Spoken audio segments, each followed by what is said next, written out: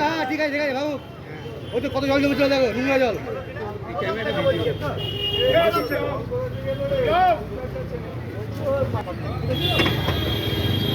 ওই কাঠটা যাতে না ভাঙে, ওটা ভেঙে যাবে। বহরমপুরে ভাঙা হলো বিশ্ব বাংলার লোগো। বহরমপুরের ২৬ নম্বর ওয়ার্ডের জজকোট মোড়ে পার্কের পাশে লাগানো ছিল বিশ্ব বাংলার লোগো।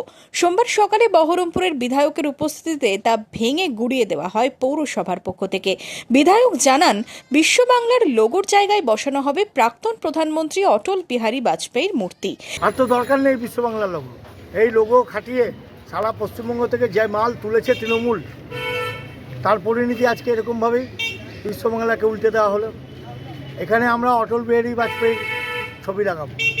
এই পার্ক যে উদ্দেশ্যে করা হয়েছিল এই এলাকার মানুষের জন্য, বিশেষ করে মহিলাদের জন্য, শিশুদের জন্য, তারা এসে তারা এখানে বসবে, একটু আনন্দ করবে, সেই পার্ক মদ মাতালের হাতে চলে গেছিল।